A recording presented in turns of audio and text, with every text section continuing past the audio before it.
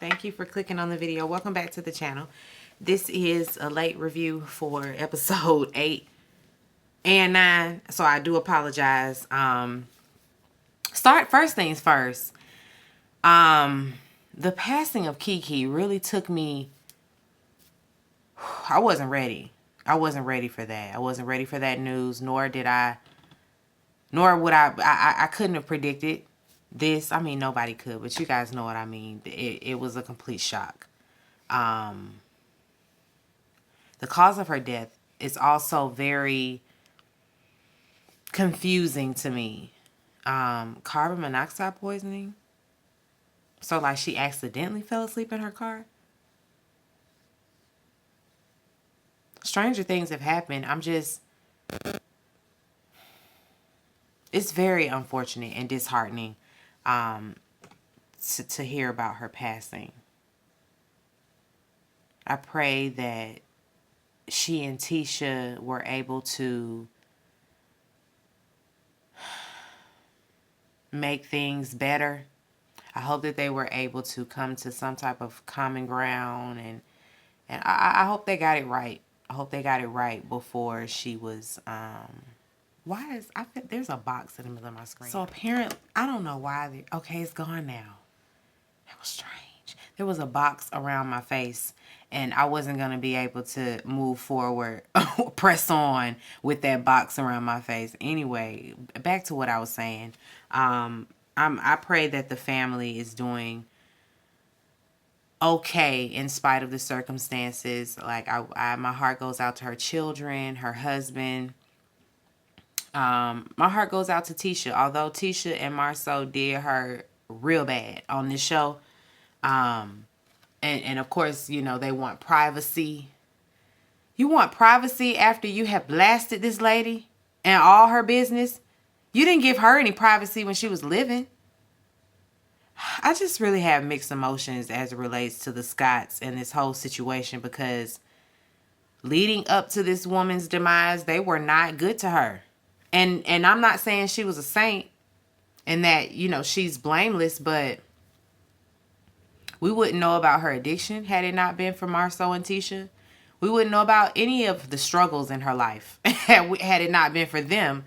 So it's ironic that you want privacy now. Anyway, it's unfortunate. Very sad news. Very sad news. Kiki, I was hoping that she would turn it around. I really was. And I'm sure that news rocked Stormy, because Stormy was another person that was rooting for her. Anyway, you already know that this reunion, the first 15-20 minutes going to be about Kiki's passing. Let's get into episode 8. No, excuse me, 9. Because this was 9. I'm doing 9 and 10. Okay, so Stormy, she's getting ready to turn herself in. Of course, she's scared. She's getting her makeup done, hair done, all of that. Because if she's got to have a mugshot, it's got to be right. Courtney's mom is there to support her. Betty told her that's what you get for being on TV.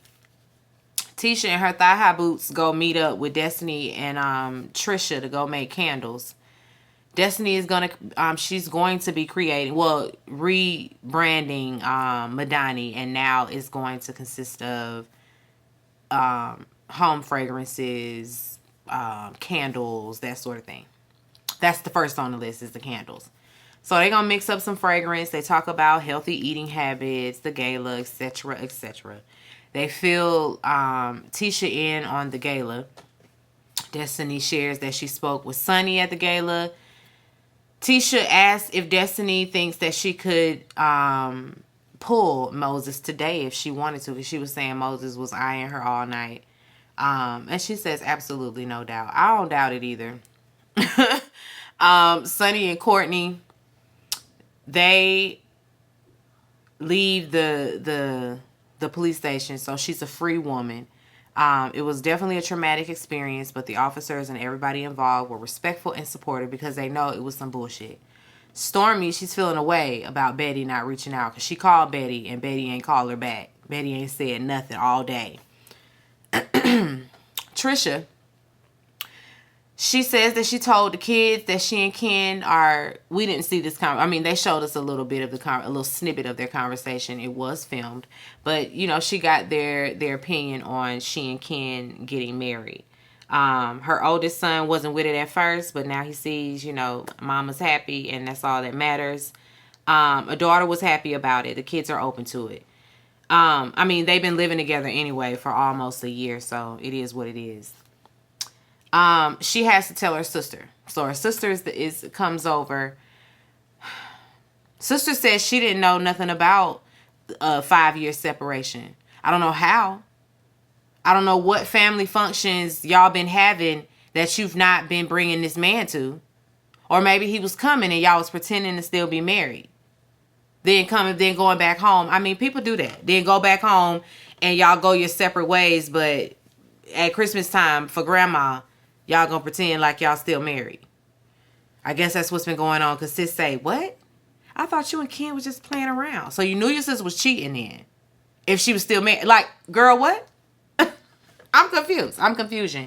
But sis kind of judgy a little bit. Sis say, I'm for marriage. Our parents stayed together 30 years. Yeah, they stayed together 30 some odd years, but you don't know what your mama put up with.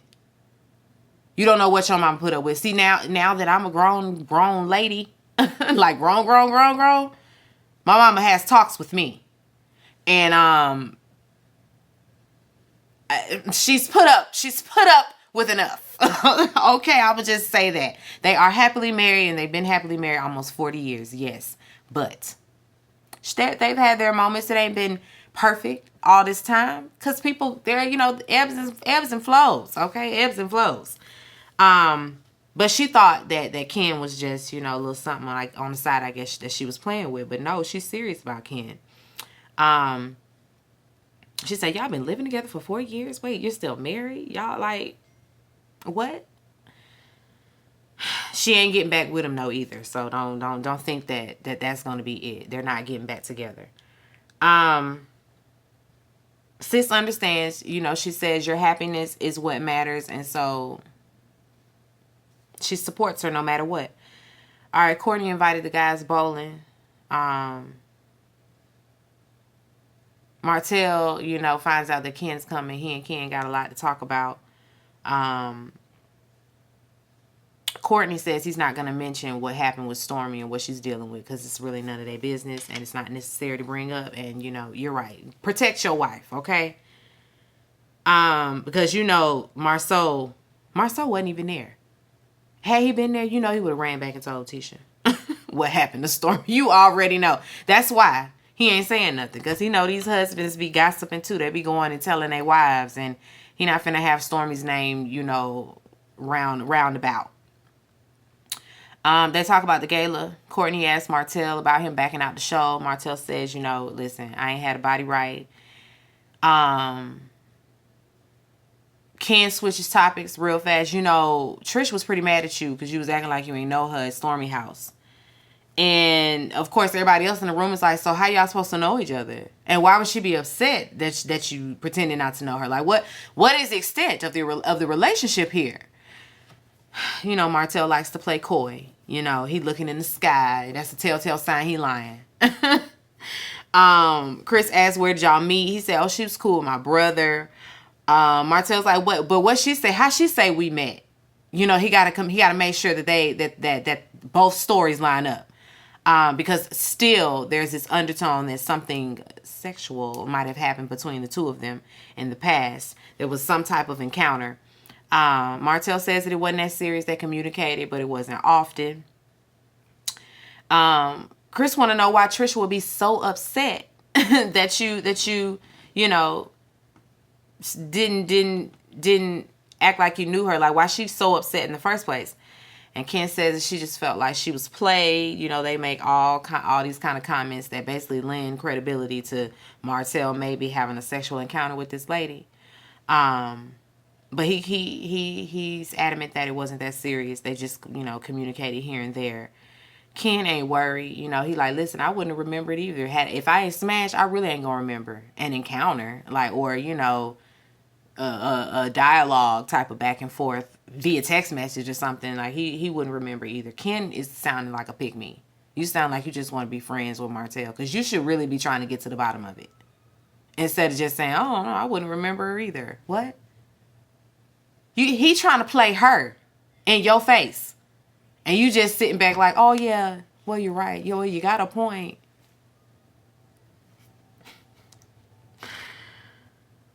Anyway. Chris asks about Ken and Trisha, whether they're engaged or not. No, they're not. Of course, she's still married. That there's that conversation that we have to have. You know, Martell loves to bring up the fact that, oh, so you a side dude. You know, he loves to say that because misery loves company. Ken clarifies, no side dude. She was separated way before, a few years before she and I even met and got together. But he still hasn't seen any paperwork. And although he ain't gave her no ultimatum and ain't no timeline, it's a timeline. Like, I'm not sitting around waiting for you forever. So, there's that. Martell say he want to get married too. Everybody laughs because, what? You want to do what? Chris say, to your baby mama? Martell look at him like, really, nigga? Why you even bring her up on this show while these people are filming me? Anyway, Stormy, she has her mother over.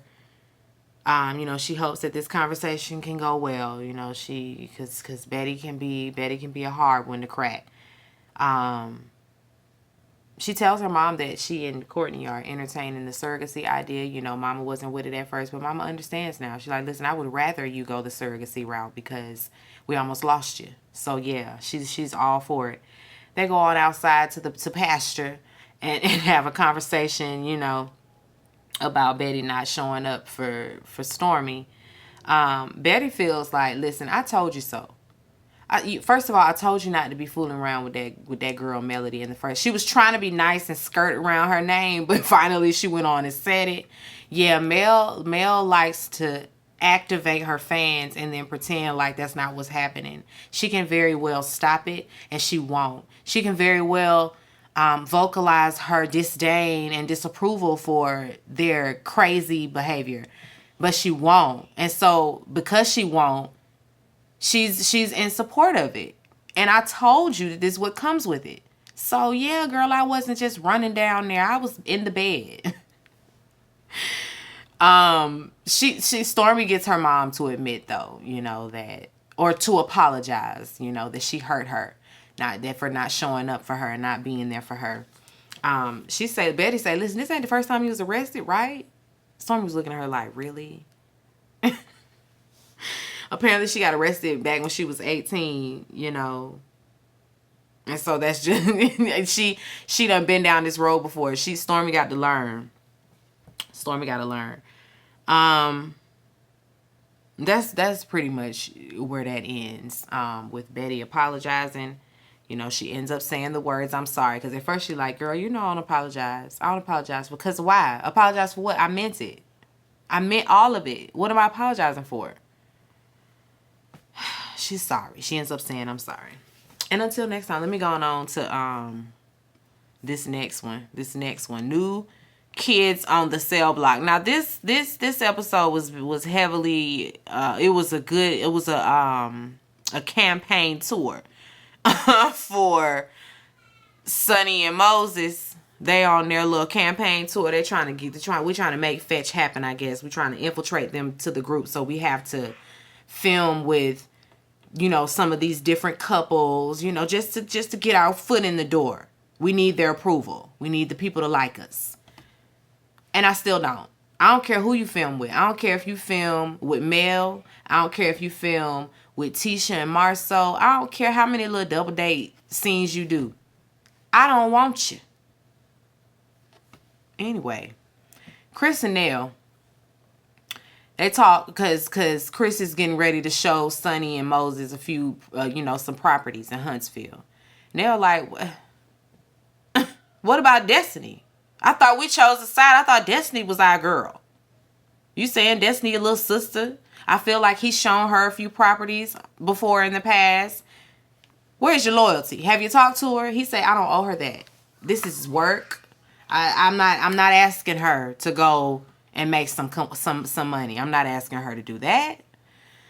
Anyway, they changed the subject to the kids. The kids always need money, nails tired. That's their storyline, and they're sticking to that. She's sick of them kids. She's sick of them kids, them mooching kids always asking her for money. They got plans for the future. They got stuff they want to do, but they can't because they got to keep shelling out money to the kids. They got to set some boundaries. Yeah, moving on. Chris say, let's have a family dinner to have the discussion. Anyway, Chris goes and shows Sonny and Moses that property is Martell's, the house Martell built. Martell's like, wait a minute. You told Destiny? I mean, not that you had to, but did you? Did you talk to Destiny? Got these folk coming over here. Sonny coming there with her ugly ass outfit, might I add.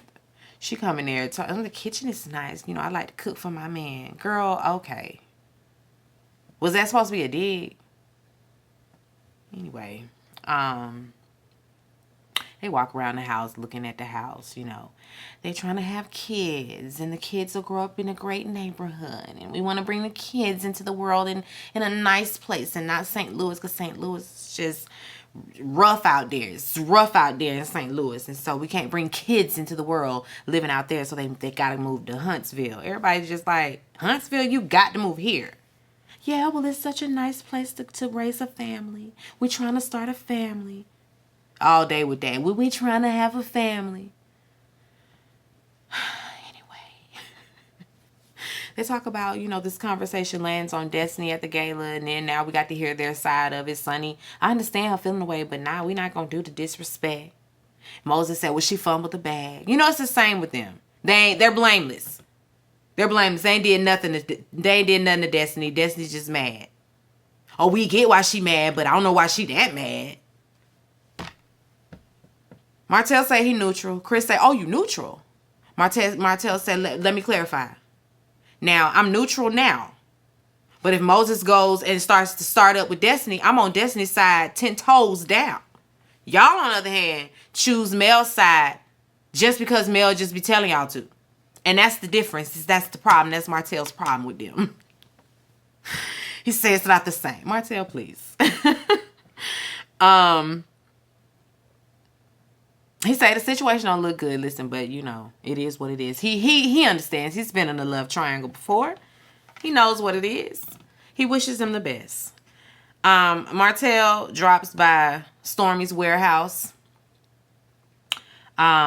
Stormy asks first, why was you and Trisha being weird at the house? Martell says, listen, she done came to the house a few times. He done finally came clean about it. We inching there. We getting there, y'all. We getting there. Now she came to the house a few times. First it was, we done had a few conversations. We done conversed, communicated here and there. Now it's, she came to the house a few times. And did what? Just communicated. Martell is so elementary. She came to the house to communicate. Leave me alone, Martell. Anyway, he say they just communicated at the house when she came a few times. It was before Ken. Production asked, was you interested? He said, I was interested enough to have her come by the crib. See what it was talking about. He hasn't told Ken about her, coming to the crib, though. Martell, he changed the subject. I don't know how we get here, but now he's surprised that he didn't see Mel at the gala. Stormy tells him, well, she was invited, but she respectfully declined because you would be there. I mean, I asked her if there was ever a moment that she could be in the same room with you, opposite sides of the room. She said no. Martell says, that's crazy because we was just in the same room at our daughter's spelling bee contest. So, I mean, I don't get it. She ain't filming with you, Martell. That's her bottom line. If she got to be at the thing. She can't tell you can't come to that. What she can control, she's controlling it. So please.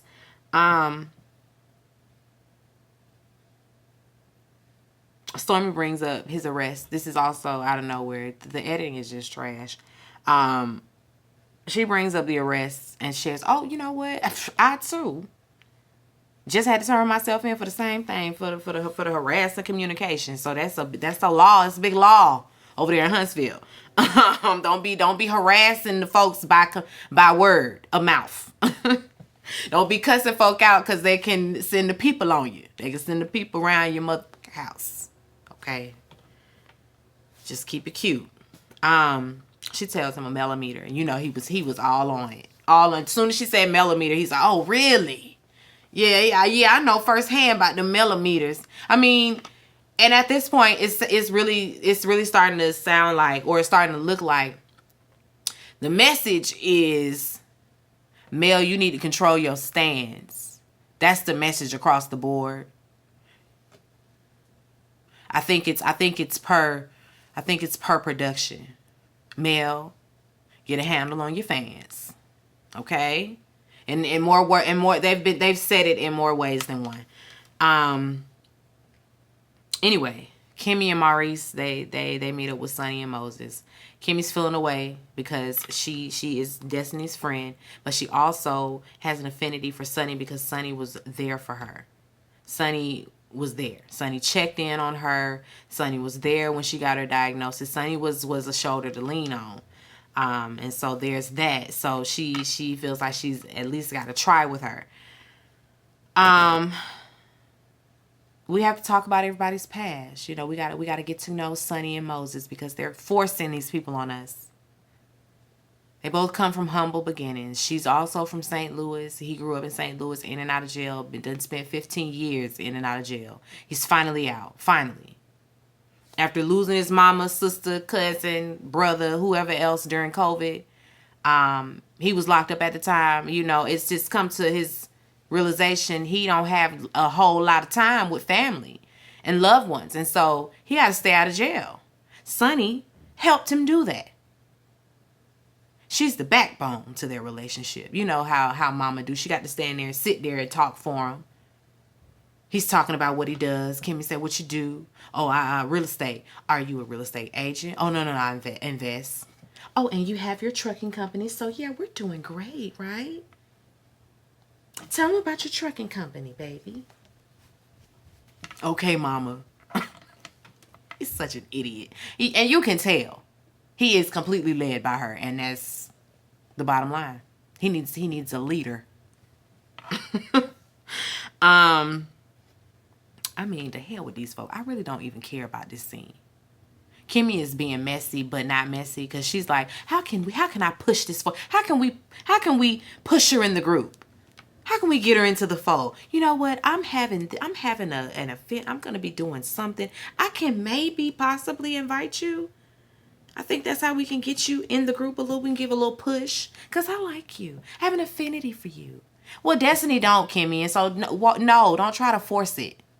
Don't force them folk in the same room just because you want to make fetch happen. Let me tell you something, Kimmy. I don't want Sonny and Moses. I don't want them. Y'all are really trying to push them into the fold like they finna be regular cast members. I don't like it. I don't want it. Cause why y'all came to Huntsville of all places? Y'all stupid. All that. Well, it's about the children, our children. And Maurice he eating it all up. I think that they're equally yoked. I think that they make a good match. Whatever. But he too can see that Sonny is the leader of their relationship. She running things over there. She told him they get married, of course.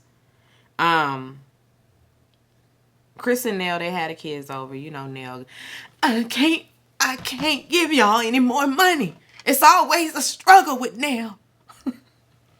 Right off the bat, she's crying.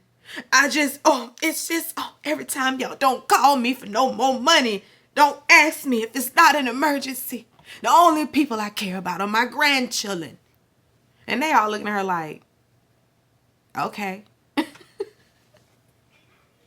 Chris tried to chime in on, in a more relaxed tone. And she still, don't ask me for no money. Their daughter, Kiki, feel away because she hates having these type of conversations because it always reminds her that she's not one of their biological children, and so it makes her feel away. She has a little moment. We have to dote on Kiki because I guess this is what Kiki does. Somebody suggests therapy. I think it's Nell. Nell suggests therapy. Chris suggests the resident therapist, the Love and Marriage Huntsville therapist, Dr. Francis. The little Chris say, oh, I'll go with the family, but I want to go for myself as well. And Mama, I think you should go for yourself as well. Nell think therapy good for everybody but her. She says she don't need therapy. She just need to get out of that. She's not going. So everybody else need therapy. It's good for everybody but you. Okay, now. Anyway, that's where we end with that. Be sure to rate, comment, and subscribe to the channel. It's Call Me BuzzFeed, and I'll chat with you later. Peace and light.